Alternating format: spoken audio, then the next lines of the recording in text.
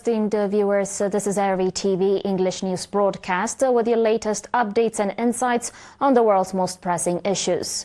But first are the top stories for today.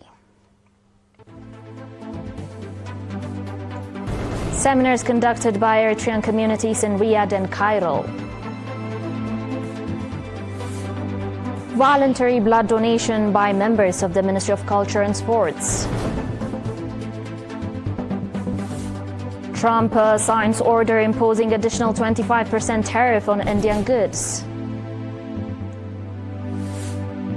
And Italy to build the world's longest suspension bridge. And your domestic reports. During seminars conducted by Eritrean communities in Riyadh and its environ, Saudi Arabia, and Cairo, Egypt, participants expressed their readiness and determination to strengthen organization, participation, and contribution to national development programs. At the seminar in Riyadh, Ms. Wayne Garazgiher, charge d'affaires at the Eritrean embassy, and Mr. Waldeslassie Gebramedhin, advisor to the embassy, gave extensive briefings on the objective situation in the homeland and regional developments. Noting that the current stage Eritrea has reached is the result of the strong resilience and unity of the Eritrean people, the speakers called for conscious and active participation to foil political, diplomatic and economic hostilities that may arise in the future. The participants expressed their conviction to further strengthen organization and participation in national affairs as they have always done. In the same vein, Mr. Aman Abdelwasser, charge d'affaires at the Eritrean embassy in Egypt, and Mr. Mohammed Nur Idris, head of public and community affairs, conducted a seminar for nationals residing in Cairo and its environs. The seminar focused on the objective situation in the homeland, consular services, the strengthening and organizational capacity. The participants expressed a readiness to strengthen their organizational capacity and contribute actively to national affairs. In other news, members of the Commission of Culture and Sports, a branch in the Central region, contributed 155 units of blood on 6 August to enrich the blood supply of the National Blood Transfusion Service. Participants from the cycling, athletics and football federations stated that they gained spiritual satisfaction from being voluntary blood donors, contributing to saving lives with their renewable blood. They also pledged to continue their donations in the future. Dear viewers, stay tuned for your international reports and more after the short break.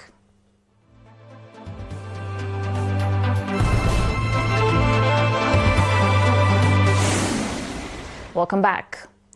According to a White House statement, U.S. President Donald Trump yesterday, Wednesday 6, signed an executive order imposing an additional 25% tariff on imports from India. And this is in response to the country's purchases of Russian oil.